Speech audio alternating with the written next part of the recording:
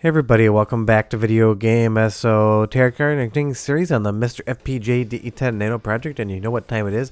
It is the last Thursday in the month of February, and that means it's time for the MiSTer Monthly News Roundup. And obviously the end of the month got here a little bit quicker in February because it's got less days, but that doesn't mean it has less fun on the MiSTer FPGA side of things. We've had a ton of fun new innovations and improvements on MiSTer. Before we get too far involved though, do me a huge favor, go down below, hit like and subscribe, and ring that notification bell. Definitely helps us out. And if you feel so inclined and want to support the channel, I got a Patreon link down below as well. But as far as the biggest news of February, I feel like that's going to be the Sega Titan Video or STV core, both starting to exist on the Saturn core and then being forked into its own independent core.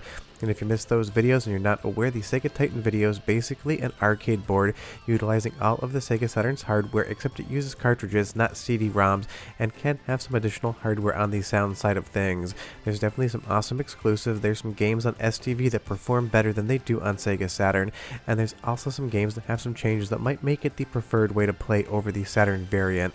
And honestly, it's just always fun to get a new arcade core on MiSTer FPGA because I feel like the arcade side of things has been quiet in 2025. So honestly, even if this does replicate some of the Saturn's library, something like Group on Fight here, you're going to get more frames of animation and larger sprites than you would on the actual Sega Saturn release, even with the RAM cartridge. And that is always a fun time to get a better version of an absolutely awesome game. Now there's like 50 some odd games on the STV you're going to want to play, then like another 50 you'll have no interest in because the hardware was used for a bunch of sticker printers and kiddie ride arcade cabinets in Japan, so don't expect the full library because honestly most of it is going to be something you wouldn't want to play. But getting another 50 games by the time this is done on the MiSTer FPGA arcade side of things is absolutely just amazing. There's so much fun to be had on STV. And maybe we might even see some improvements in the future because SRG320, when he forked the core, removed the CD-ROM code from the FPGA's logic. Because the STV isn't going to need that whatsoever, that frees up a bunch of logic elements. Maybe they'll just stay empty and it'll just be an STV core. Maybe we'll see new features come. We'll just have to wait and see. But there's so many amazing Sega Titan video games. Something like Die Hard Arcade. Obviously it's on the Saturn, but the upside of this is that you don't only start with 4 credits. You can just pop in as many quarters as you want and play the game at your own free will. And that is always awesome. So I would say Sega Titan video support in the core, 10 out of 10. Absolutely love it. Now moving over to something that I'm sure most of you aren't aware of, Robert FPGAZumSpass popped back up on Discord to talk about the fact that he's gone back into the Gameboy Advance Core to try to get it to complete 100% cycle accuracy. He posted some photos of some tests showing that he had accomplished that, but it is more of a mathematical thing and there's going to be a lot of work to get this to another core that plays 100% of the Game Boy Advance games. And even though the core we have is always amazing and I absolutely love playing it, it is fun to see one of the core developers going back to the previous work and thinking to themselves, I can do a better job, let me get this thing 1-to-1 cycle accurate with real hardware. There isn't any test core right now, you can't go out and play it.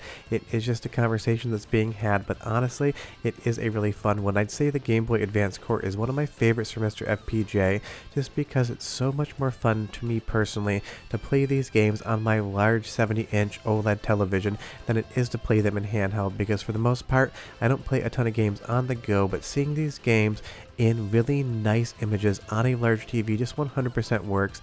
And again, getting everything 1-to-1 cycle accurate with real hardware is always a benefit, not just from the preservation side but from the performance side. And even though a lot of these things you would never know in actual gameplay that they weren't 1-to-1, it is still a goal to be achieved by pretty much every core out there. So I'm sure sometime soon you're going to see a new test core for Game Boy Advance that's going to talk more about the accuracy of the cycles in general. And if you're not aware what cycle accuracy means, it's how many ticks the basic hardware is going to take to run any process. With the oscillating crystal, it gets very involved. It just means accurate. Now moving over to the PlayStation 1 side of things, obviously Taki Udon and the SuperStation One has been having a lot of updates. There's going to be the dock, there's going to be a CD-ROM reader, there's even going to be some user replaceable parts, which is a very nice touch. And I will have an updated video on the SuperStation One either this weekend or maybe sometime next week because you guys are very curious about all of the details going into it. And honestly, I know the hype is real out there. You guys have been watching the videos and anticipating this thing shipping. It is still being designed. There's been some slight maybe changes to the dock, curving up the plastic just to protect the overall unit a little bit more. Not sure if that's going to be finalized or not, but sometime soon, Q3, Q4 of this year, I'm going to be able to review the SuperStation One, talk about all of the controllers, the CD-ROM implementation, and what the hardware does with MiSTer FPGA that a current triple stack or other board doesn't. It's going to be a lot of fun, and next time there's fundamental updates, obviously I will run a new video, but I know you guys are super excited about this, as am I, and I'll be talking about it again shortly, so stay tuned for that. Now, going from PlayStation 1 and Sega Saturn and Sega Titan Video and even Game Boy Advance, are moving over to a way more obscure system, the Philips CD-i, because Slammy had multiple core updates in the month of February, bringing in a lot of improvements, a lot of fixes, and a lot of new working games. Something like Burn Cycle here probably is the #1 reason you'd want to have a Philips CD-i under the television, and even though it came out on a ton of different platforms, honestly it's one of those games that's synonymous with the CD-i and really shows what the hardware could do and how much fun a game could be when it was in the right developer's hands. Now, obviously there's a ton of CDI titles out there that really aren't worth exploring. Something like The Flowers of Robert Mapplethorpe, you can run it in the core, but I'm not sure why you would outside of curiosity. But from a preservation standpoint, a CDI is an expensive console, and they're also finicky hardware that tends to like to break. So this is going to be spectacular when it's done, because the CDI software emulation scene definitely isn't the best thing in the world. And that's not a knock against emulation makers, you know I love them. It's just one of those things. Software emulation of CDI doesn't really do that great of a job for some titles, and honestly every single system that can be on MiSTer FPGA should be welcome as well. And it's a fun thing just to go through these games and see the comments, because a couple of you actually did own CDIs back in the day, and it seems like everyone who did, their parents bought it for them because they thought it was an educational console, and that's kind of how it slipped in underneath people's televisions in their living rooms in the 90s. And I just love hearing kind of that history of who actually had this hardware back in the day. And as far as some of the other good games, Hotel Mario's seen improvements as well. Sure, it's not Super Mario World, sure, it's not Yoshi's Island, but it is a game that's synonymous with the CDI, and compared to the Zelda titles, which are janky fun, I would say Hotel Mario is actually fun. It does exactly what it's supposed to do. It might not be the most technically impressive or the most ambitious game out there, but it is Mario. It is a fun game to play, and you can play it from start to finish on the CDI core today, and it definitely is something you should check out. Next time CDI updates, I will run another video for it, because you guys are curious about the hardware, and it's probably the most you're ever going to hear about CDI moving forward in the future. Now, moving over to the Sega Saturn core, which is no longer the Saturn and STV core, Lycan implementation was added in February as well for basically every option out there. There are a ton of fun Lycan games on the Sega Saturn, and even though the Model 2 original House of the Dead is going to be the preferred way to play, obviously that's not something we're going to be able to do on MiSTer, because I'm assuming Model 2 is too far beyond the technical capabilities of MiSTer, probably a MiSTer 2 project when and if that happens. So this is going to be basically the only way you can play the House of the Dead on MiSTer with a light gun, and even though graphically it is a downgrade, it is still a ton of fun, and now all the shot detection and everything else is buttoned up. You can play it like you would any other light gun game, and that is absolutely awesome, because it is one of Sega's best games, even if the remake for House of the Dead 2 just recently launched and proved that they don't know what they're doing with the franchise in the future.